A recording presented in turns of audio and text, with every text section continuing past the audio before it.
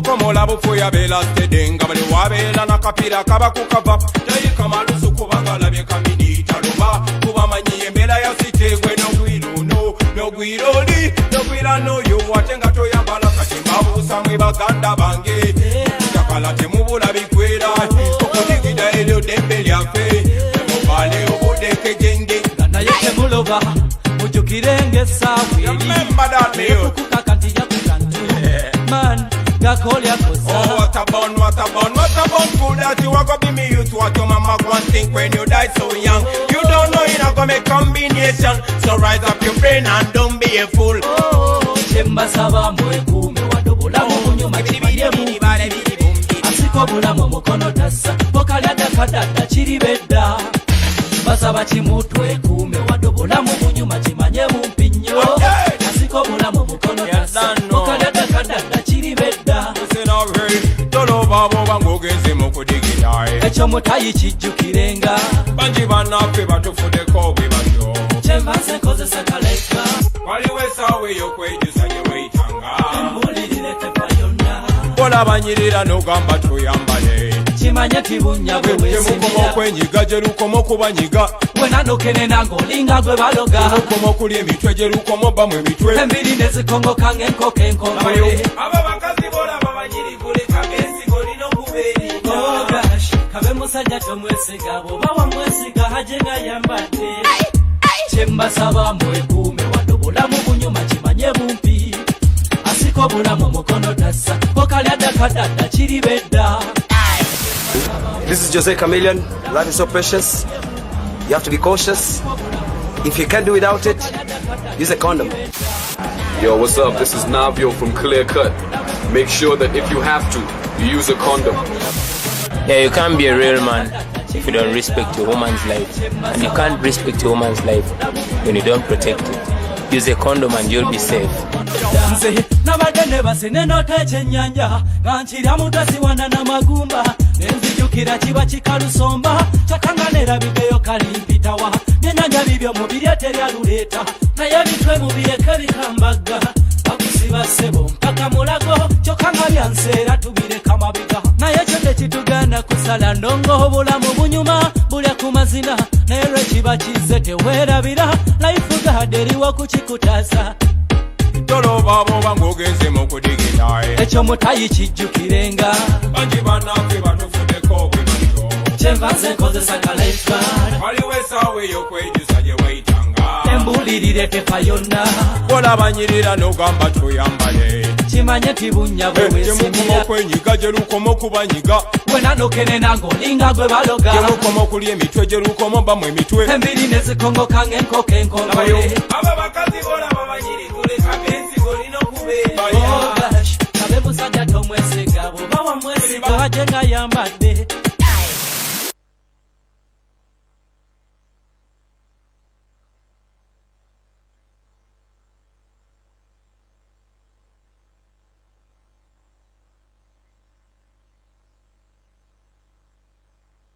Fisaawa akadde ne mutulaba ekyo tukitwala nga si kya bulijjo tukitwala nga kya muwendo mubala okutuwa obudde bwammwe olunaku lwa leero era tubaniriza ku puroguramu yaffe obulamu oba health issues puroguramu eno ng'ekwata ku mibiri gyaffe n'ebyo ebitwetoolodde endwadde ezituluma engeri y'okuzigemamu okuzijjanjabamu n'eddi lwe tulina okulaba omusawo nga tufunye obubonero obw'enjawulo. Naku lwayo nga sinatandika njagala kwebaza abasumba bange olw'obudde buno bwe batuwa olwa pulojekiti eno kwatusuubira nti egenda kukyusa obulamu bw'abantu si munda mwokka wabula ne kungulu era nga twebaza Mukama ku lwekyo kye yabalaga olwa vision eno kuba tusuubira nti egenda kubaako kyekola ku Bwakabaka bwa Katonda. Era njagala okwebaza buli muntu kinnoomu eyeewaddeyo n'afissa akadde n'alayikinga na-sharing oba na-commentinga ku programu zaffe.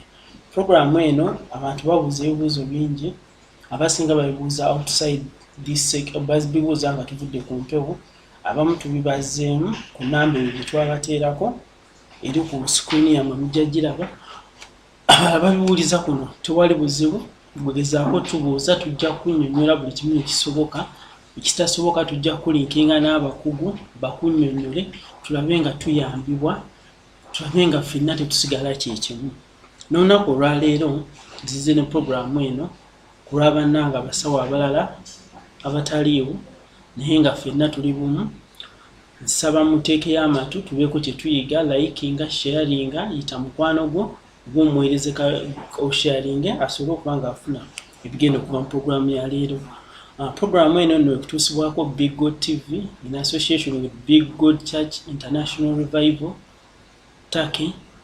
We also partner with Raising Hope International Friends. Our Raising Hope International Friends basangibwa Kamwokya bakola kuba running a projects ezirimu abaana naddala abaana abalina obulwadde buno bwa sickle cells. Bw'oba olina ekibuuzo oba oyagala okufuna obuyambi oba okubudwabudwa Raising Hope International Friends bali Kamwokya awo osobola batuukirira ne babaako engeri gye bakuyambamu kubanga bagezaako creating awareness about this disease. Ku namba kuyinza obafunira eri +256 756 84 31 47 Jidam +256 756 84 31 47. Osobola okugezaako enamba eyo omwami anaaba agikutte yenna ojja kumunnyonnyola ajja kukulagirawo osobola okubasanga n'engeri gy'osobola okuyambibwako. Still in this program we are partnering with Beautiful Exchange Uganda. Beautiful Exchange Uganda, they are online dealers bakola mu kids clothes ne women's clothes. Bw'oba olina ky'oyagala osobola bacontactinga engoye ennungi ze batambuza n'ebirala bya online bye basobola okuyamba mu business dealings nabeera osobola bafuna ku namba eri +256 77 85 43 002. Jiddamu eri +256 778 54 302. Okay. Tugenda maaso ne twakoma last week twali twogera ku ringworm.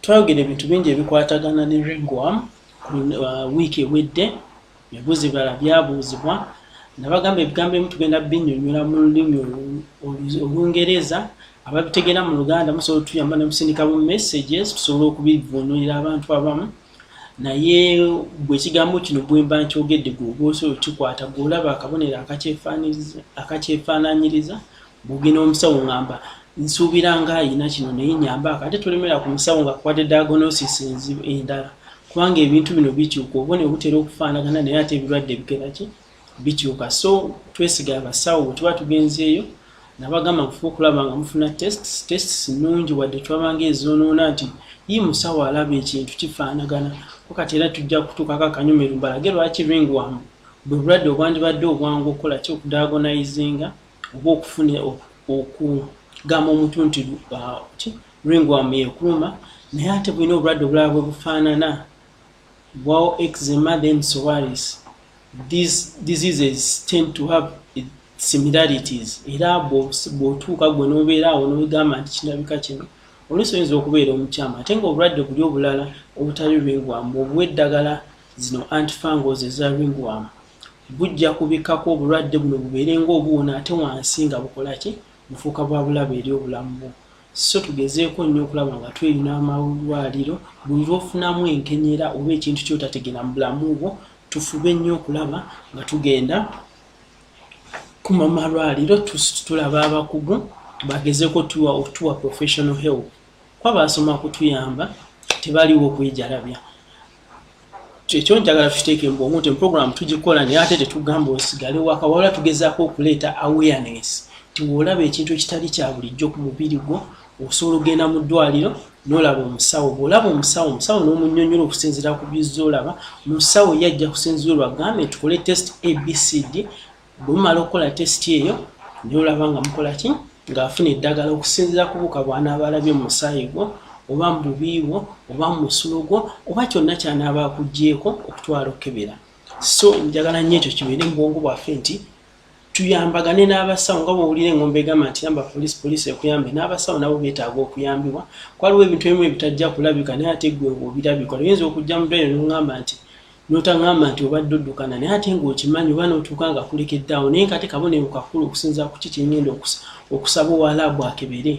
So byonna ebiba bituuseewo mu bulamu tufube obbinyonnyola abasawo kwajja okusinziira okumanya test ki entuufu gy'aba alina okukola naawe obutakwonoonera ssente kuba bw'olekayo ebintu ebimu omusawo ajja kugamba abatestinga ekimu ate nga si kyekikuluma kubanga olina obubonero bw'oleseeyo obwandimuyambi okugamba nti mufo ky'okutestinga kino katestinga kino okusinza ku ABCD by'ozombuulira. So tugezeeko okukwatagana tuyambe abasawo n'abasawo batuyambe. Olwaleero last week twali tumaliriza ringworm netunyonyola ringworm bwetandika egezaako okufuminga ebintu bibeera nga rings. Bolaba abaana nga balina skin infection naye nga efuminga ekintu kikolanga omuggo kyetooloola kivula era erinnya bwe lyava ringworm. Naye ekibeewuunyisa ringworm teri caused by worms. Abantu abamu balina ekirowoozo ekyo era bisanga abantu ng'agamba ngula ddagala lyabyuka nti lwaki omwana alina ringworm. Naye ringworm teri caused by worms. That is the true fact. Era bakikola bambi at least abaana mubatwala eri omusawo akuwa eddagala okusinga okwetumiikiriza n'omuumanya eddagala eritali ttuufu. Abaana bwe baba bato kuba be basinga okubeera ne chances enyingi ez'okufuna obulwadde obwo naye ekibumba kyabwe oba ogenda kinafuba kuba eddagala no libeera secreted in the liver. So gy'okumumuwa eddagala oba onafuya ekibumba kye n'omubiri gwe oba okuteeka ku buzibu obutagambika. So nga bwe mbadde mmanyiwa nti ringworm ebeera easy era omusawo otuukayo n'agikugamba kuba yo weekola omugwa omwetoloovu bweti bwekola kibanga kipaapi naye nga wakati kiringa ekikalukalu bwe kiba ku mutwe kivaamu enviiri n'okiraba nga bwe kibeera ekiguuna. Naye yes osobola ogenda n'ogula over the counter medicine zino tugamba n'ogenda n'ogulayo tube n'ogulayo cream n'okola ki birungi nnyo naye kiba kirungi nnyo n'ofuna medical expert n'akuyamba. Ebintu bino ebisinga tubigula lwa mikwano gyaffe naye omukugu ate ye aba asinga ku mukwano gwe kwetagenda kugamba okusinziira ku kyeyawulidde oba kye baamuwa oba ajja kuwa okusinziira ku ekyo kyasuuba ekisobola okuyamba n'obukugu bw'aba ayina. So kati ekirala kyembagamba nti ringworm lwaki afuuka muzibu nti olaba abantu abalina eczema ne ringworm they tend to manifest the same signs. Signs zino zifaanaganamuko nti ringworm ne eczema tebifaanana nti omuntu oba omulabe bw'obulabe bw'oti omulengerera eri binza otafaana naye bw'oba batu ku examination omusawo asobola obyawula naye ate kati gwali ewaka tosobola nti be looking almost the same. They are not the same but they may look almost the same in some cases nga bitunula ng'ebyagala okufaanagana. So kati ogende bwali medical expert asobola okunyola n'agamba nti bino ringworm no eczema kubanga omuntu alina ringworm atera okubeera ne patches era zifaanana ab'eczema nabo bafuna bu patches. Omuntu alina ringworm abalina ringworm balina clearing nga bwegambye ekiguuna nti obuviiri obuliwo kati nkakugeze ku kiguuna nti obuviiri obuliwo buba buvaawo bukutuka ne buvaawo naate bw'obeera oli alina eczema ku gundi tewali drying wakati mu eczema it doesn't eccentric tewabeerawo center yayo tebeera manifested nga bw'olaba muki mu ringworm tewali gundi ki no centering while the ringworm erina centering. Kati tugenda ku waliwo bwe tuyita poso bubeera nga buzimba ku kiguuna ku ringworm. Ringworm erina obuzimba obwo tebulimu eczema. Obuzimba buno nga bw'onolaba nti bwekikola ekipaapi nga kyetolodde bwe kiti obuzimba buno busobola okubeera ku mabbali bwe buti naye ng'obuzimba obwo oluusi buvaamu mazzi oluusi buvaamu masira. So bino ebintu musawo yasobola obbinyonnyola asobola bikunyonnyola nnyo kubanga n'ebigambo ebikozesa mu lulimi olw'ekinnansi oluusi bifuuka bizibu ate abantu bava mu bigundi ebyenjawulo naye nga ekisinga obukulu kiri nti bw'ofuna ekintu kyotategeera ku mubiri gwo fuba okulaba ng'ogenda okulaba omusawo endwadde zino ekizibu ekiziriko naddala eza infections zitera okubeera n'ebintu ebifaanagana nti obubonero butera okugezaako okufaanagana naye era nga bwe boogera nti okufaanagana si luganda ebintu ebimu tebifaanana nga kibiri ebintu ebimu bikyuka okusinziira wa wooli okusinziira biki byokozesezza so tubeere keen eri obulamu bwaffe kati leero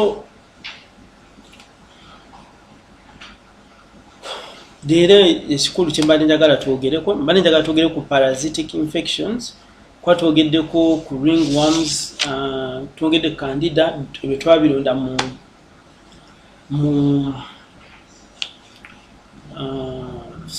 fungi infections twasooka twogera ku bacterial infection twogera ku fungal infections katwagala twogere ku parasitic infections fungal infections just twalonzeemu ebintu bibiri ebisinga okubeera common naye nga waliwo endwadde endala era oba olina twagala ozimanyaako tesobola zimalayo zonna kuzoogerako naye wetunaba tufunye akadde tusobola okwongerezaako naye twali twagala tusooke tumalayo infections tukwate ku bintu ebirala kwaliwo bintu bingi ebibaaninga abantu bye baagala twogereko naye tujja kuba tukomyawo ebintu ebimu okusinziira ku bwetaavu n'oli bw'anaaba ayagadde okumanya so kati mu fungal infections tutunudde ku candida then tutunuulira ne ku ringworm kati leero twagala tutunule ku parasitic infection zino parasitic infections ziri common mu bantu bonna era emyaka gyonna era nga parasitic infections zibeera caused by obuwuka oba parasites obubeera ku ngulu oba mibiri gyaffe parasitic infections zifunibwa okusinziira wa wooli kwasobola okubeera okuva ku mubiri gwo oba zisobola okubeera contracted through the skin nga ziyita mu skin yo oba zisobola contracted through the mouth ng'oli ebintu ebiriko obuwuka tugenda zitematema kubanga ziyina ebintu ebyenjawulo bitwetaaga okuzimanyaako parasitic infections ziri common naye abantu bazidisregardinga naate nga wozitumya zezimu ku zisinga okutta abantu naddala mu tropics mu bifo ebibeeramu ebibirabira ebibeeramu amazzi biki parasitic infections ziba nnyingi nnyo kubanga abaana abato boolabaawo n'abantu abakulu kuba abantu abakulu bagenda ne bawuga obuwuka obwo obumu buleeta infections zino buli mu mazzi buli mu bidiba ebyo buli mu binaabiro gye tunaabira buli mu ttaka kugamba buli ku bisolo busobola okusangibwa buli wamu obuwuka obwo obukola ki obuleeta ebyo ebiki obuleeta ebirwadde bye tuyita parasitic infections so kati leero nga tutunire ku zino parasites nkugambye obuwuka buno busobola okubeera ku mubiri gwo oba munda kungulu oba munda oba ne buleetebwa ne buteebwa ku skin yo ne buyingira skin bwefunako akasale oba bwefunawo okuba nti nno waliwo okwasamu oba ekiwundu so njagala ebintu ebyo tubikwate tugende mpolampola tuzimbe parasitic infections mbagambe ebyokulabirako ebitonotono nga tetunagenda wala waliwo buno obuwuka bwe twogerako bano abantu abasanga abaana nga olina ringworm nosanga nga amubulira ddi w'amazzi ringworms tezikozingibwa ligundi tezikozingibwa biwuka bya mu lubuto era abantu bangi bakikola naye ng'ebeera nsobe ringworm tugyogeddeko abatagiraba mugende mulabe ku programu yaffe eyaggwa osobola okusindika ebibuuzo ku namba eyo eri ku screen yo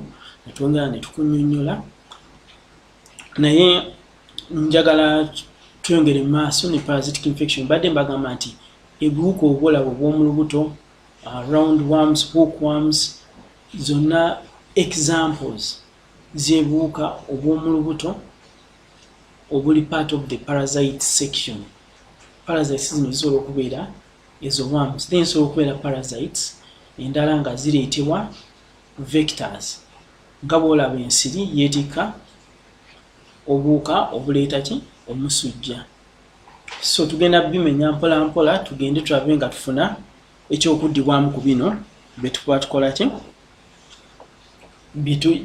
kyetujjamu mu programu ya leero parasitic infections tunkugambye nti ezisinga okuba obukulu ezisinga okuba obuzibu naddala mu nsi ezikyakulu oba mu nsi ezibeeramu ebibirabira amazzi nabiki gulabika musujja gwa nsiri kubanga ogusinga okutta abaana abato abakyala ab'embuto n'abantu abatalina bintu ebyo abatali mu kategori ziri ebbiri guttira ddala abantu bangi nnyo mu nsi yonna naddala mu bifo ebyo ebirimu ebibirabira ebirimu bye tuyita tropics and subtropic areas of the subtropic regions mubeeramu naddala obuti omusujja ogwo ogw'ensiri. Waliwo trichomonias and then giardiasis and toxoplasmosis. Toxoplasmosis aleetebwa bubi bwa pusi bwe zifuluma ebweru naddala abantu abalunda ebisolo. Pusi bwe zifuluma ebweru zisobola okufuna obuwuka ne buzitambulirako, bwe zibutambulirako ne bubeera infected, bwe bufuluma obubi omuntu naddala omukyalo w'olubuto n'abaana abato babeera so affected by this infection which is toxoplasmosis. Naye tujja jjogerako mu maaso mbulambulukufu. Kati tugenda kutandika ne trichomoniasis. Mu Luganda simanyi nangeri gyesobola binyonyamu naye akimanyi mu Luganda abasawo abali tusobola okukiwulira n'okitunyonnyola then tukinyonnyola abantu abalala. Abantu abatwegasseeko mbebaza ndaba Juli Namata ebirogologo okukuba buli kiseera biva ku ki. Samba Morini mwebale kulaba n'abalala mwenna abaliko mwebale kubeerako. Elisa Manson, Treza Sase, Esther Ebiachu, Joan Prosper mwenna mwebale kubanga mwekuumiddeko. Abanyi omulala Begumisa Francis Nasuna Penina mwebale kuba nti n'omukyala bane mukulu Kalima Godfrey Mukama akuwa omukisa. Kale tukyagenda mu maaso awo mpitiddewo obuyitizi mbadde nebaza bano bambi abeekumbidde kubambi mulaikinge musharinge. This content is important kuba etuyambako kikuyamba okusala ku bisale by'eddwaliro oba ebisale by'okwejjanjaba kitya. Ogenda kwebuuza kinyamba kitya nga ngenda kusasa omusawo. Yes, ogenda kusasa omusawo naye togenda kumala ssente zo ng'ogula obudagaladagala ofunyeewo enkenyera mu mubiri n'ojja kugenda direct mu ddwaliro bakukebere ogule eddagala ly'omanyi tigenda kujjanjaba ekyo kyennyini ekikuluma. Oba savings dani okusooka okwetoola n'ogula then ku nkomeero n'obuuka bufuuse resistant ate n'ogenda onoonya omusawo nga bambi takyasobola nakukuyamba. Yes, oluusi ng'asobola okukuyamba naye ate nga treatment efuuse expensive kuba bagenda kukozesa eddagala erigenda okugamba okumaskinga bino byonna byewasooka okukozesa ne biyita resistance mu mubiri gwo. So ne musumba waffe naye atweyonzeeko mwebale kutwegattako omusumba Viola Daniels n'ali mu byuma kwebaza webale nnyo Mukama akuwa omukisa ng'anya okumwogera erinnya naye webale kutuula mu kifo ekyo ssebo. Katukyagenda mu maaso mbadde mbagamba endwadde ezigezaako okuleetebwa finger gone parasites. Parasites nkugambye obuwuka obubeera ku mubiri oba munda mu mubiri naye ne butandika okuleeta ki endwadde. Obuwuka buno buba bufiidinga ku ggwe, tebutera kukola mmere yaabo naye bufiidinga ku ggwe gwe wennyini. Tebuba buyingidde mu lubuto bufiidinga ku mmere gy'olya nabwo kwe bulya, bweba buli ku skin era bufiidinga ku mmere gy'olya, ku bintu ebifuluma mu mubiri gwo. Kugamba bwo tegwekolera yaabo wabula bufiidinga ku ggwe wennyini buli kimu ky'okozesa mu kifo ekyo bwe buba butudde kwe buba bufiidinga. So bwe bubuuka y'engeri gye nsobola okunyonyola mu parasite mu ngeri ennyangu. Nabagambye twayiwawo trichomonas yo eno STI oba sexually transmitted infection. Infection eno eva mu kwegatta abantu abazitera ogifuna naye ekizibu kyayo tetera kubeera na bubonero. Tetera kubeera na bubonero wabula mu biseera ebimu oyinza okubeerawo okusiibwa, okumyukirira, okuba nti towulira mirembe, owulira ng'okwokerera si kwokerera, ate oluusi osobola okufunawo ne discharge nga tetegeerekeka. Discharge eno etera okubeera yellowish ng'etandika okubamu erino colorless mucus like fluid eri normal then nebeera ng'eri yellowish oluusi eyina funny smell nga tetegeerekeka.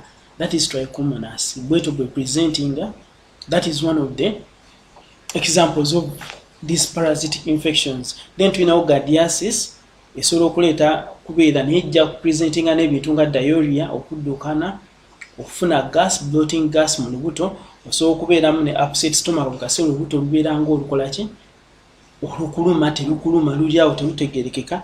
Osobola bugenda okufuluma obubi bw'ofuluma bubeera ng'obulimu butto sibukwafu nti nno bugumu nga bino kwate sigama nti kidukano naye nga bulinga obuliko lubuto bwe butubine engeri gye buba bujjamu then osobola okufuna dehydration kwaddayo yeno bwejjawo ekuletera okuba nga oluzinga amazzi mangi noba nga amazzi gakendeera mu mubiri oba owulira oluusi n'ennyonta oba oyina gwe tuyita obulwadde bwe tuyita giardiasis.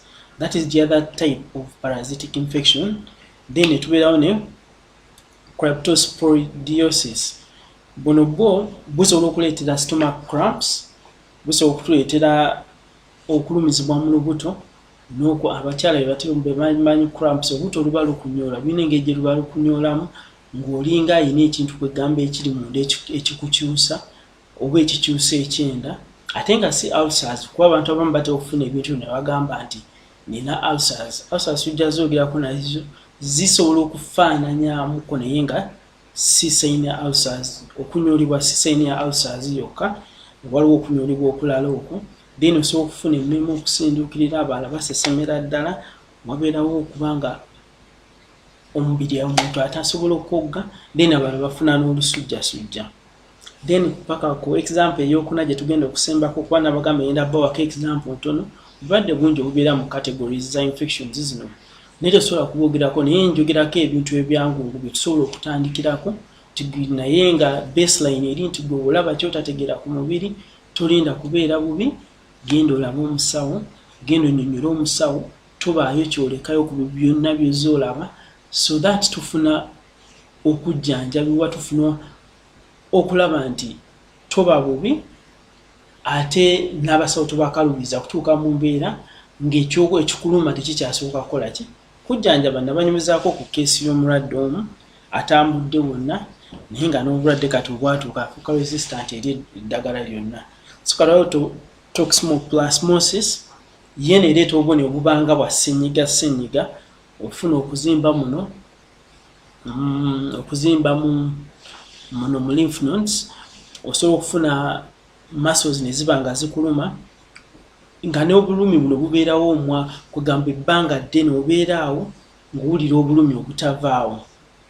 Eyo nno nayo parasitic infection abantu abasinga batera okubeera nayo. Najja n'abuuza banki ngenze siina kino siina ki naye ate oluusi ne watabakebera bintu bino naye ng'obulwadde mwe buli bungi, sayini zaabwo zibeera evident naye ate abamu tebatera kubulabo tebatera kubutegeera. Kyova olaba nti bw'ogenda mu ddwaliro alisi bwafuna okulaba ng'osooka keberebwa n'ofuna obujjanjabi, kikola nnyo amakulu. Kati obuwuka buno bulimu ebitendera obuleeta obulwadde. Obuwuka bulimu emitendera obuleeta obulwadde buno nga bwe nkugambye twogedde ku giardiasis, toxoplasmosis, cryptosporidiosis and then trichomonas. Bwino obuwuka obw'enjawulo bubuleeta tugenda buteeka mu categories 3. Waliwo protozoa, helminths and then ectoparasites. Protozoa zo zibeera ku mubiri gwaffe era zimultiplyingira ku zo, zibeera munda mu mubiri era gye zireeta giardiasis. Zezo protozoa zibeera munda mu mubiri zaffe naddala mu digestive system eno oba ekindi ekikuba emmere. Mu mbeera obwo obuwuka bwe bayita protozoa bwo bubeera mu ffe mwennyini era mwe bukozingira obulwadde, mwe bwekubisizaamu ne bukozinga obulwadde. Then waliwo obuwuka obulala bwe tuyita helminths. Zino zibeera outside the body. Helminths oba tuyinza obuyita obuwuka buno obwebweru oba worms. Worms bwe babuyita mu lulimi oluzungu tubiyita biwuka naye bitera kubeera biva bweru nga bw'olaba tapeworm, roundworm tuli azannyidde mazzi agaddugala amazzi ge bafukamu gazanyiramu. Obuwuka obuva ebweru bwe tuyita helminths. Then tulaba ne ectoparasites, zo zibeera ku skin, zibeera kuno ku skin yaffe kwe zilivinga era kwe zifeedinga. Kuno nga bw'olaba ensu egundi ani ebiku, enkwa, ensiri, those are ectoparasites. So byebyo ebika ebisatu ebika by'obuwuka obusatu obutambuza obulwadde buno bwe tuyita parasitic infection.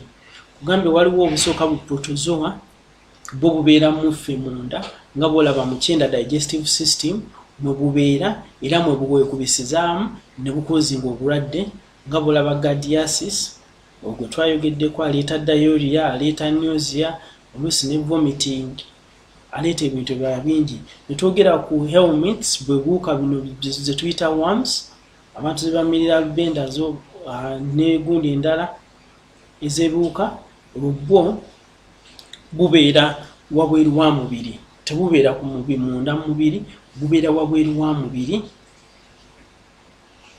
then tubeera ne ectoparasites zino zo zitambuzibwa bu vectors nga bwolaba ensiri tetambuza obuuka obuleeta omusujja ogw'ensiri nga bwolaba nti ebiku then enkwa ebyo byonna bina obuuka bwebitambuliramu kati obuuka obubitambuliramu bwe tuyita ectoparasites zo ziva bweru nga waliwo ekizikola ki ekizeetika nekizireeta nekiziteeka ku muntu ku mubiri by either penetration nga egenda kufumitamu akagundi nga bwolaba ensiri nekola ki nekuteekamu akawuka so bebe ebika by'obuuka obusatu obuleeta parasitic infections simanyi oba baliko bakyawulira balina bye baboozayo wano kansoke nkebereko amabega w'omusajja ow'amaanyi musumba sibitegedde byayogedde naye webale kubanga kwoli Benon Blessing Washington webale kubeerako Musawe, thanks for the program kwana I'm here on my bed space watching you webale kubeerako ne bano ba inviting Julie Namata agambye webale nnyo omukyalo amanya nti musumba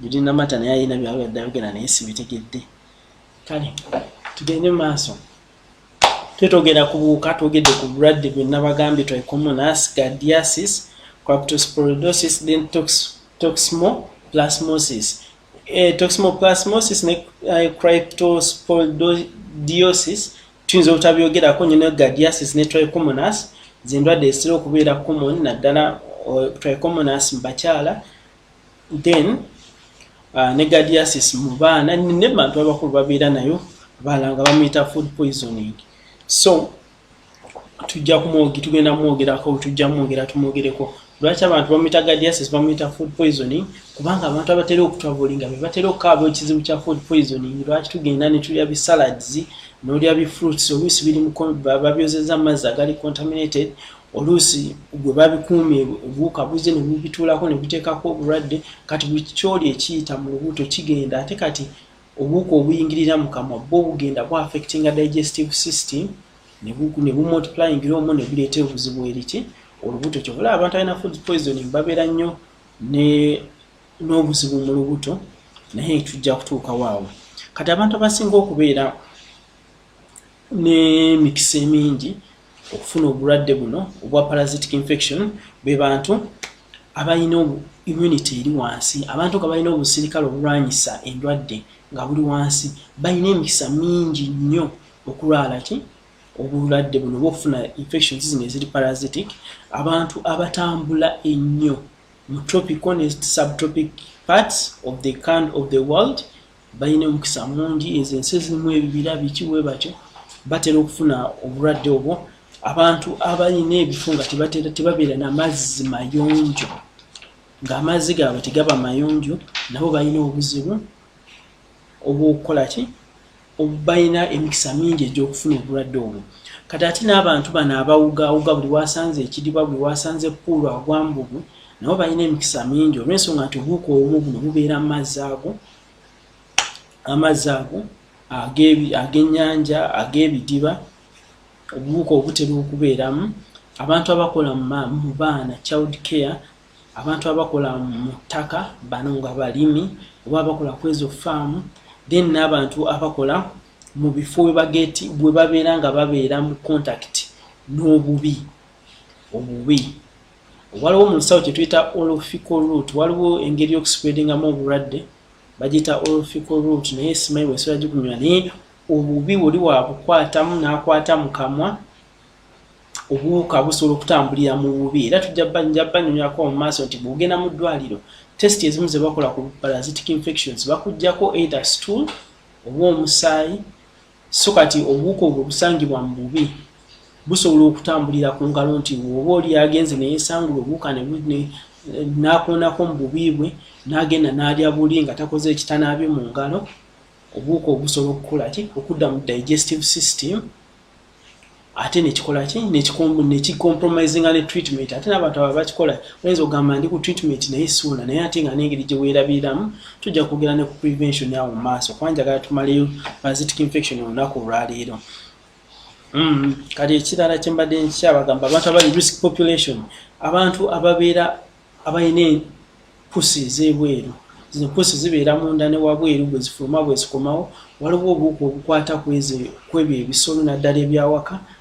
Ebisolo ebyawaka bitambuza obulwadde bungi naye lwakuba abantu batono abakimanya ate batono ababitwala okubijjanjaba bw'olaba nga ekisolo kyo kirina ekintu kyotategeera nakyo njaka wange akantu akasembayo ka NB wali ku bisolo kwakagenda gatta wamu parasitic infections ne ringworm engeri gy'oyinza okulabamu obuubune obwoyinza okulabamu ekisolo ne weekengera then osobola okitwala ku musawo ate ne wekibadde kinalaga obubune osobola okitwala ew'omusawo once in a while ne kiba nga kikeberebwa n'otakirinda ate kumala kulwala kuba mu byagala naye nabyo birwala naye ate engeri gye kitakugamba nti nno ndi mulwadde ne bisigala nga bispreadinga weebuuza omwana taggwako buzibu tusigala tulwala tuliwo batono ewaka naye ng'ekisolo kye kibatambuliza obulwadde awo ate ne mwejjanjaba ne mutakijjanjaba ne buwona ne buddamu ne muba nga muli mu cycle bwetyo so mubeere careful ebisolo ebyo nabyo tujja byogerako naye nga mmaliriza awo ngenda kwogera ku bisolo bino engeri gye bigenda okukola ki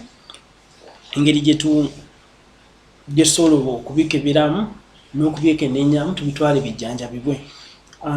Programu eno mujjukire ebeerawo buli lwa Monday ssaawa 3 paka ssaawa 4 Monday ssaawa 3 paka ssaawa 4 tukeerebwamu olw'obudde olw'ensonga nti waliwo okutaataganyizibwamu okutono naye tujja kisootinga then tuworkinga in partnership with Raising Hope International Friends.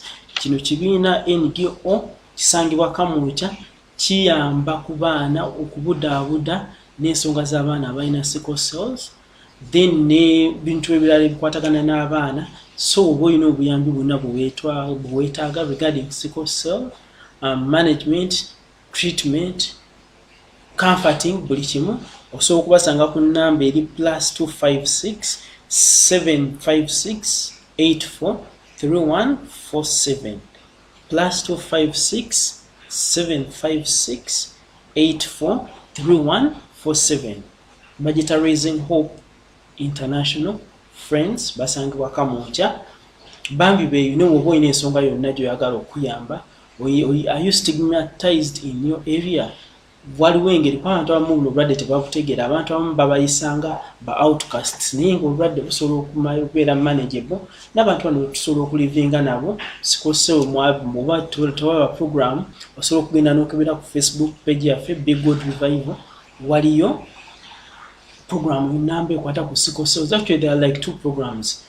Sigama nti wulira n'owa sickle cell nga kwata obulwadde buli genetic so temubatya mubayambe so bw'ogenda ne weebuuza ku baana aba Raising Hope International Friends bajja kwongera okuwa education about this disease n'okustopinga this stigma mu bantu bonna abeetudde abatamanyi nnyo bikwata ku sickle cell n'engeri gy'osobola okumuavoidingamu kubanga yeetaaga just kwekebeza nga tonnaba kufuna mwana na patanawo kiba kyamakulu nnyo nnyo. Oyinza okugamba ffe twesanga ne patana wange tulina omwana mulamu yes nammwe kisobola okubayamba kwa yes prevalence oyinza okubanga eyasooka yali mulamu ng'addako ajja kubeera kaliya addako abe mulwadde addako abeere kaliya gyebiri ebyo sijja kuddamu programu eyo programu namba naye genda okebere ku Big God Revival ojja kulaba program namba ekwata ku sickle cells. Contact Raising Hope International Friends bali Kamwokya basobola okunyonyola ku more about sickle cell disease n'ebirala ebikwatagana n'abaana.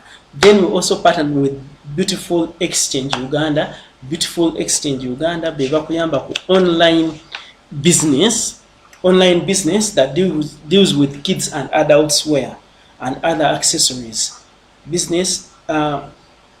Beautiful Exchange Uganda also bafuna ku namba +256 778 54 3002 +256 yo kodi ye Uganda 778 54 30 02 beeyune bajja kuyamba ku nsonga zo zoyagala ezikwatagana n'ebyengoye mu baana n'abakulu. Kati mbadde njagala tumalizeeyo akanyumiro kano, mbadde mbanyumiddeko ku examples oba ku byokulabirako ku ndwadde zetuyita parasitic infections. Kati tusobola okwogerako nti zispreadinga zitya. Kanyonyodde kamega nesimanyi oba mukakutte. Ziri spread ekisooka okwegatta, zisobola okutambuliramu trichomonas n'abagambe nti bulwadde obutambuzi infection ya kwegatta, sexually transmitted infection, trichomonas, so gifuna mu kwegatta. Ate ekizibu kyayo nti yo oluusi teraga signs, ekyo kyo mukikwate. Wadde esobola okuleeta signs ze nabanyonyoddeko oluvannyuma, discharge eri fane, okusiiyibwa, redness, ebyo byonna bisobola okujja, naye mu kusooka eyinza okutalaga signs, naye nga ye spread esooka kwegatta. Then okunywa amazzi agali contaminated. Amazzi gano agali contaminated tuganywa tutya? Oluusi oyinza okutagamba nti ngenda sena amazzi mu kidiba naye ugafuna otya? Nti nno ogenda kugula amazzi oluusi gange tugula mu buduuka eyo bagasibye mu kaveera naye nga tegali gundi nga tebaga treatinga obuuka n'obujjoomu. Naddala ba travelers oba nabagambye risk population be bantu abatambula ennyo, oluusi bye bapakinze bibagwako ne batandika okugulaagula mu maduuka gye baba basanze. Kati bw'onywa amazzi nga gali contaminated n'obuuka osobola okufuna omuntu okubeera mu contact n'ebisolo ebirina obuwuka ebiriko obuwuka obutambuza, osobola okufuna obulwadde buno. Bw'obeera mu bifo ebirimu ebisikosiko na biki nga mubeeramu ezo ensiri naki osobola okubifuna. Bw'obeera mu mazzi nga gw'owugira buli mazzi g'osanze osobola okufuna obulwadde buno kye tuyita parasitic infection. So ebintu bingi nnyo byetoola bw'oba olya nnyo ebibala naye nga ggwe ebibala bw'otuuka tubyoza bulungi, obyoza mu mazzi mabisi, ate amazzi amabisi ago tumanyibwa gye gava tegali treated era nga galimu obuwuka, osobola okubifuna. Otambulira mu bigere buli kaseera osobola okufuna obulwadde buno. There are so many ways this disease is spread. There are so many ways this infection is spread. Eri parasitic. So mwebyo nsaba obeemu kyolondamu omanye engeri gy'osobola okukyusaamu ki embeera ezo oba engeri gy'osobola okwetangiramu obulwadde buno, kuba si bulungi nnyo n'akatono. Kale kati tusobola bupreventinga tutya? Tusobola kutangira tutya obulwadde buno? Obulwadde buno tusobola butangira abantu naddala abafumbo bakozesa obupiira, that is safe sex. Abantu bafuna obupiira, okwoza engalo oba okunaaba engalo regularly, nga buli kaseera buli wofuluma buli bwogenda okukwata ku kintu n'onaaba engalo, buli lwoba ova ovudde n'onaaba engalo, kikendeeza spread y'obulwadde. Si buno bwokka naye obulwadde obusinga okunaaba engalo. Ate especially mu bantu abakola mu bintu bino ebyokubeera nti ndi mu laabu, ndi mu ddwaliro, kugamba ebifo ebibeeramu abantu abangi ababeera mu kulabirira abaana, nabagambye wawo gye tuyita oral fecal route, engeri y'okutambuzaamu obulwadde nga buva mu bubi ne bugenda paka mu kamwa ne bukkirira ne mudda mu byenda ne mukola butya.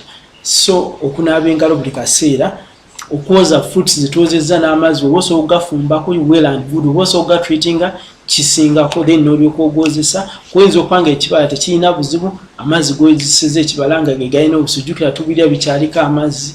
Kati amazzi ago content teyetaaga kuba nnene obuwuka okubeeramu kuyingiramu. Then amazzi ago tugekenenye ge twozaamu ebibala. Then n'abantu abali ali ebintu ku kkubo nabo mwegendeeze ebintu ebyo bisinga temumanyi gye babyoleza gye babifumbidde kikibungiddemu. Abantu amu bafumba ebintu byuma ne bogattamu amazzi amabisi. So tusobola okwewala ebyo ebintu, okwewala okulya ali okwo okwa buli kaseera. Kadeni n'emmere bwe tugifumbe etuuke ku kigero ekituufu. Nga bw'onoogamba nti amazzi gajjira ku degrees 100 ne tugamba nti nno amazzi gate gatuuse ku 10 gaba tegayidde, tubala nti obuwuka obubeera resistant below that temperature. So nene emmere gifumbe gye tugirya nga mbisibisi. Ate abantu abafumba emmere weewala okukwata ku mmere eyidde, bw'okwata ku mbisi oba otambuza buwuka. Bw'oba ofudde kukwata emmere embisi naaba mu ngalo zikaze then okukwate ku kweyidde. Oba okatinga the cycle of the spread of disease. Munywe amazzi amayonjo oba agali treated. Mwewale okumira amazzi nga mugenze mu bidiba bino pools, nga mugenze okuwuga mu nnyanja mwewale okumiraga amazzi, mwewale n'okukwata mu bubi buno ng'obwa pusi. Nabagambye buli obulwadde bwe tuyita toxoplasmosis bukozingibwa buwuka obutambulira ku pusi. Pusi bwe getting infected, obubi bwefulumya mutambuliramu ki obuwuka obuba buparasites obukozinga obulwadde obwo. So we're getting in contact, naabe engalo zo bulungi olabe ng'otukula. Oba ekisinga ekirala bw'oba ng'oli mukyala wa lubuto oba ng'olina omwana omuto, gundi osobola osooka ogijjawo ekiseera, oba n'ofuna omuntu asobola ogirabirira outside your vicinity, kisobola okubayambako okendeeza ku risk ey'okufuna obulwadde oba okufuna parasitic infections. Kwata omwana bw'anaagifuna aba tagenda kukola ki, tajja kugamba nti nno munnaye kino kye kinnuma, kati ate gw'oba olina okutandika omuyiiyiza n'okola ki.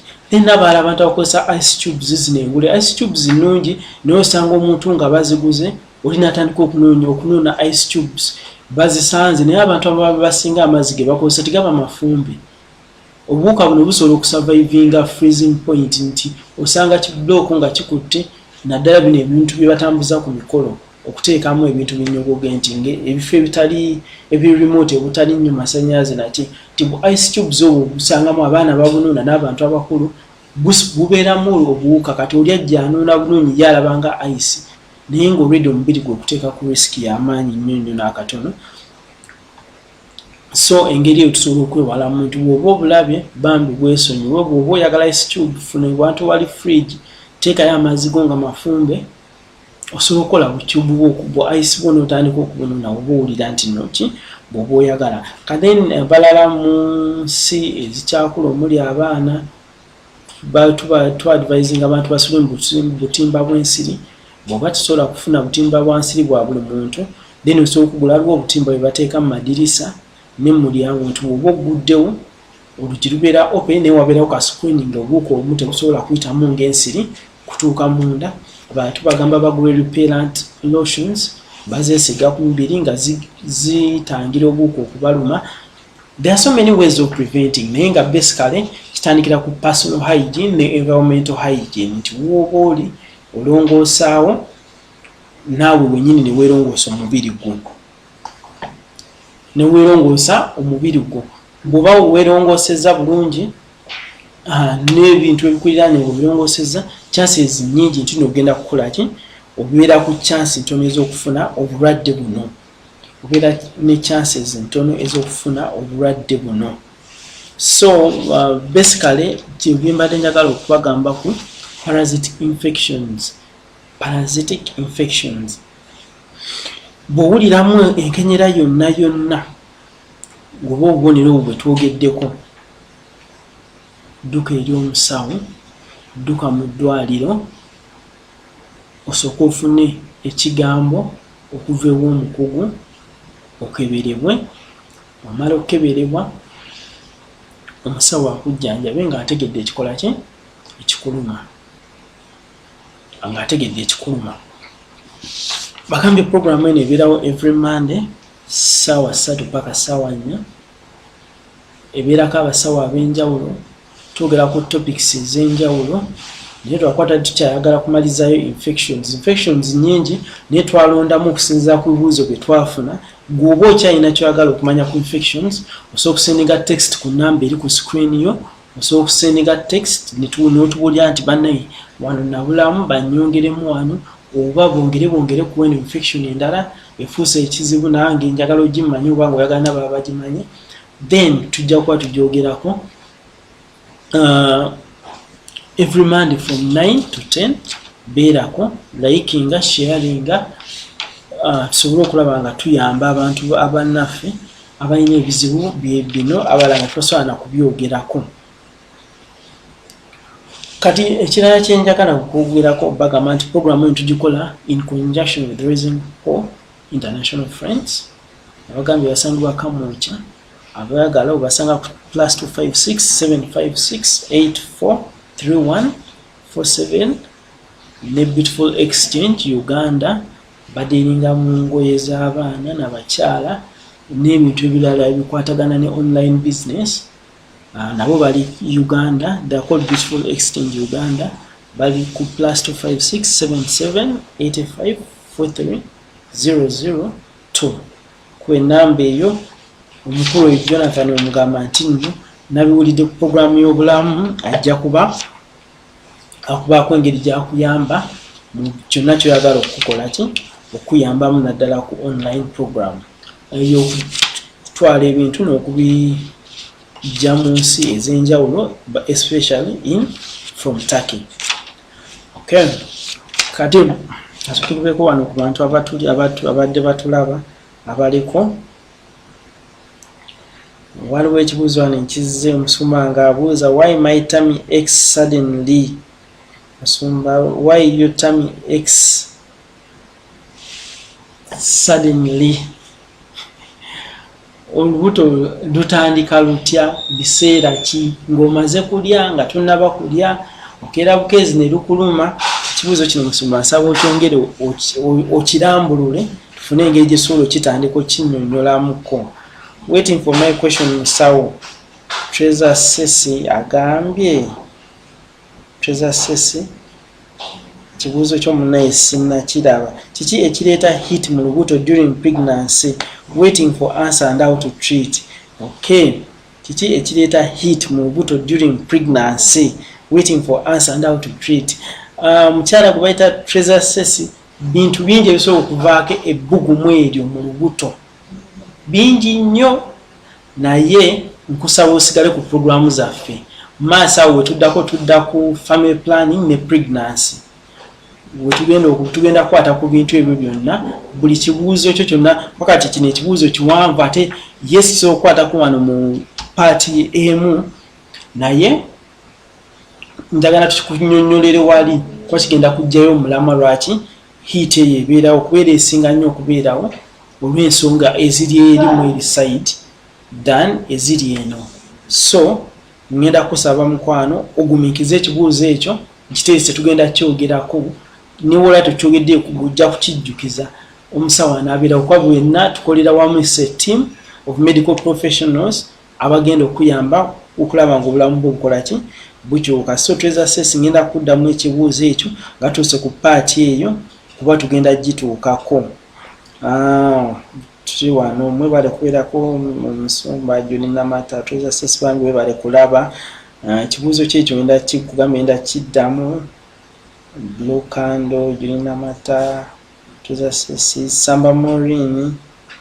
John Namata yabuuza ebirogologo okukuba biri kaseera. Ebirogologo okukuba buli kaseera biva ku ki? John Namata, ebirogologo okukuba buli kaseera biva ku bintu bingi nnyo nnyo. Biva ku bintu bingi nnyo nnyo.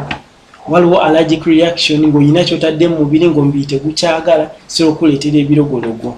Tugese tolya nnyama, tonywa mata, bw'ogateekamu omubiri gugezaako okureactinga n'ekyo ky'oba otaddeyo nga tegukola ki? Tegukwatagana nakyo. Kadeni waliwo n'eddagala erimu lye tukozesa nga omubiri gwera tegukwatagana nalyo. Waliwo abantu abatakozesa sulfur nga wamufuna oba eddagala lyonna erimu sulfur afuna kituyita allergic reaction, n'afuna ebirogologo, okusiiyibwa, okuzimba, naye nga kintu kibi nnyo tino kisobola okuleetera omuntu okukola ki? Okufuna complications. So bw'oba olina ekizibu ekibirogologo kyetaaga ogende mu ddwaliro ba identifying cause. Kwa kasita cause ebeera identified basobola okugamba n'okivaako kwa kiyinza okuba oluusi mu bintu by'okozesa buli kaseera nga kyekivaako kola ki? Okufuna ekizibu ekyo eky'ebirogologo. So kintu kyekanga ekyangu naye ate kirina ebizibu bisobola okuleeta kituyita complications ku mubiri gwo. Simanyi oba nkuze bulungi ekibuuzo kyo naye nga allergic reaction omubiri gwagezaako okureactinga n'ekyo ekintu bwe kitakwatagana nakyo. Liyinza okuba eddagala, kiyinza okuba ekyokunywa, kiyinza okubeera nga mbeera nga olaba abantu abagenda mu nfuufu nga atandika okunyizaanyiza okukola kyagenda okulaba nga nzimbe ng'omubiri tegukwatagana na kintu ekyo ne kivaamu reaction eyo ey'omubiri. Ekibuuzo ekirala wano kiri ku ki? Mukulu lwanga weebale lwanga kubeerako mukama w'omukisa. Kati Onabuziza, why is it that everything I eat is tasteless? Why is everything that I eat is tasteless? Nawo waliwo abuuza ekibuuzo ekyo. Tugenda kutandikirako ekyo ekibuuzo ne admin we atwegaseeko lwaki buli kyalya ye tawuliramu test. Kakati ekyo kiba kigenze wala kwa test buds eziri mu lulimi. Olulimi lwe liriko test, tuzita test buds zibeera mu lulimi. Ze zina okusensinga kiki oba otaddeyo, kiwooma, kikaawa, kitungununa. Kyovola abantu abasinga bw'oteekayo ekintu olulimi lulina okusembera lusooke twegamba luverifying kiki kino kyenfunye kya munnyo kya sukaali. So obuzibu buyinza okubeera ku test buds, naye ng'ekibuuzo ekyo kiwanvu nakyo tugenda kikola ki, tujja kitunula mu bulambulukufu nga tutuuse mu sekita eyo bwe tunaaba tugituuseeko. Ekibuuzo kyo nakyo tukiterese, nsaba ogumiikirizeeko, naye ng'ate nkenyinza okugamba obuzibu kisobola okubeera nga buli ku test buds oba bwandibadde nga obusimu. Ndoza Muganda bakita busimu. Obuyina okukebera ki kyotaddeyo nga bwe buyinamu obuzibuzibu, oluusi buyinza okubeera nga bwakyankalanamu olw'ensonga emu oba endala, oba just nga buyina bubeezi kizibu nga buli inadequate kuganga tebusobola kukola nga bwe kukola. So ekibuuzo ekyo tujja kukyongerezaako, naye ng'akatokenyeza okugamba nti nakyo kirina bwe kigwa niyo tunatutuuse tujja kyoka kwa kati zino ziba zonna topic namba obulwadde tebubanga oli akubuuzizza ttiimu ya mupiira lwaki yakoze bweti. Producer yisebo nkirabye ekyo kati omulala ano Bossa Jacqueline webale kubeerako n'abalala banaye tweyanziza nnyo, tweyanziige, mwebale kubeerako, mwebalire ddala. N'omukulu Dani bambi gwe wasoose okubeerako naye simbadde sinnakumentioninga omukulu Kenya Dani, mwebale kubeerako, webale kutulaba, oyo naali Uganda. Mwebale kubeerako bambi. Ebibuuzo musigale nga mubisindika, ebibuuzo ebimu bye musindika lwaki tetubiddamu bulambulukufu, tizibeera topics nga namba nga tezirina ezikireeta nga sigenda kikuddamu bulungi okinnyonnyoke, kwa naawe ate oluusi oba tompadde history y'ebintu ebimu. Ebintu ebimu mbagambye nti mu bulwadde bitera okufaananya signs and symptoms. Kati gwe oyogera bwogezi nti mpulira kino nga so ate kuwulira ku history yo gwe ng'omuntu n'oyogera bwogezi signs, oluusi kiyinza okuzibwala okuba zonna tukiyita differential diagnosis oba ebintu byensuubira ebisobola okukola ki okubanga bivuddeko ensonga eyo. So oluusi kiba kyetaagako ne patient history, gwe nga gwe kiki wali obaddemu. Ono abadde abuuza test okuba nti ali testless, wali obaddeko involved mu accident, wali ofunyeeko obulwadde bwonna obutaataaganya enkulayo ng'okula. So wabaawo ebintu bingi nnyo nti waliwo ebintu ebimu betufuna tubirabanga ebitakasa, naye kyobola bwe omusawo akubuuza ebintu bingi ebikwatayo family history n'abikubuuza tebiba byakwejalabya, wabula aba agezaako okwe-establishinga cause y'ebintu ebimu tibiba bikola ki, biba byetaaga okumanya root cause. Tobulaba tubuuza ebibuuzo ebyo ebingi, kati bw'oba oyeza ekibuuzo obubuuza bw'oti oluusi mbasobola kiddiramu awo kyonna mulundi gumu ne nkugamba nti nno ongambye ebigologo bijja tigenda okole bw'oti nedda oba kiki nekibireeta. Oluusi mba neetaaga n'okumanya history, olina eddagala lyoliko, olina kyokozesa, olina ebintu byokozesa byobadde tokozesakozesa emabegako, olina bwe walaze nga waliwo ebintu ebirala byobadde bitali wobeera. So nengezaako okufuna history eyo nenjigatta ne ku signs zoŋŋamba nembuilding ekintu kyensobola okutandikirako negamba tukole test bwetyo oba tukole bwetuti oba bwewala ekintu bwekiti okusinziira ku ki. So banaye mwebale nnyo, mwebalire ddala okubanga mubadde ku programu eno. Tusiima nnyo, mwebalire ddala, mwekumire ku Big TV. Tulina programu nnyingi ez'enjawulo ezikyajja. Tomorrow tulinawo Overcomers Prayer Altar ku ssaawa ze zimu, wadde ziyinza okukyukamukko katono naye nga gyeri temugisubwa. Programu endala nnyingi nnyo. Kulokusatu tulinayo okwegayirako okubeera ku church, tekubeera live ku Big TV. Tulinayo Friday Deliverance Service ebeerawo okuva ku ssaawa 2:30 biva ku 5, tuning in Big God Revival. Saturday tulina Song on Point etandika 10:30 egwa 12:30 ebeerako abakyala babiri bafuuse ensonga naye gye nojja kugiraba osaba akayimbako, okole requests, otumire, osobola okuweerezaamu obubaka. Ebeerawo ku Saturday ssaawa 10:30 paka 12:30. Then tudduka ku worship moments ssaawa 3 paka ssaawa 4 still ku Saturday. And then Sunday tutandika ne Sunday service okuva ku makya Bible study by sawa sa tuba tutandise ku church tubeerawo casting by sawa 5 kitundu tuba tutandise morning service sawa 6 tubeerako ne main service ku lutimbe ebeerako naye jangu twegateko oba oli mutake then sawa 9 kitundu paka 10 kitundu tubeerako byosoma obutegera program ebeerako abakadde b'omu kifo kino nga bakunyonyola bayibuli akawonvu n'akaga topics ez'enjawulo bw'oba olina byagala okukuguka oba okutegeera mu bayibuli so baweereza obubaka nabo babeerawo ku Sunday sawa 10 kitundu paka 12 kitundu then netusembayo ne program gye bayita Save This Generation oba taasa omulembe guno ebeerako omusumba ne Mami Melda yebeerawo kuba sawa 11 mpaka sawa 12 bambi musigale nga mutulaba musigale nga mutugoberera mulayikinge mu commentinge mu sharinge bulira munno tegeeza omulala tubeetaaga nammwe mutwetaaga mukama abawo omukisa musule bulungi mweraba.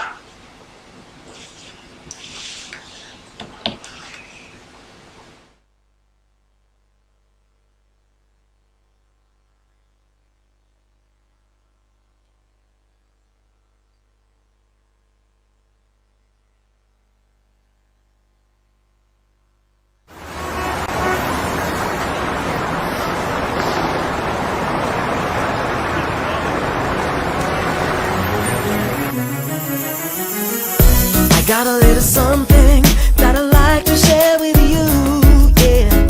It's a little bit dark, a little bit cold, and it's hard to bear. Oh, Toba mumatiga, otukukwejusa, nawaita. Tokemi wa wama, fubanyo kwe wala. Oh, if we could see past the pleasures of life, maybe we'd know the real meaning of life. A little bit of love and a little bit of hope, a little bit of caution's all we need. A little bit wiser, a little bit smarter, your heart's been calling. A little bit of love and a little bit of hope, a little bit of caution's all we need. A little bit wiser, a little bit smarter, your heart's been calling. When the heat is on and your groove is on, when the light is green, put your brakes on. Always be faithful, use your protection, we'll save a rainy day, yeah, yeah. Mwekuwa kulinda, nagala batomyaka, temu papa, atemu abafumbo, mukumo bwesigwa. Oh, if we could see past the borders of life, wabula mumumo, fubo mukume bulungi, mukume. Love and a little bit of hope, a little caution's all we need. A little bit wiser, a little bit smarter, your heart's been calling. A little bit of love and a little bit of hope, a little bit of caution's all we need. A little bit wiser, a little bit smarter, your heart's been calling. Ulira mutima gwoje gugamba wamma, onsobole okyusembera. This may seem harder each day we try, but as long as we fight it, we can win. Yeah. A little bit of love and a little bit of hope, just a little bit of caution's all we need. A little bit wiser, a little bit smarter, your heart's been calling. A little bit of love and a little bit of hope, a little bit of caution's all we need. A little bit wiser, a little bit smarter, your heart's been calling. Bulamu wabukume, buna obulwadde budasiwa muzanyo, tomala gagenda wekume. Bulamu wabukume, buna obulwadde budasiwa muzanyo, tomala gagenda wekume. Tomala gagenda.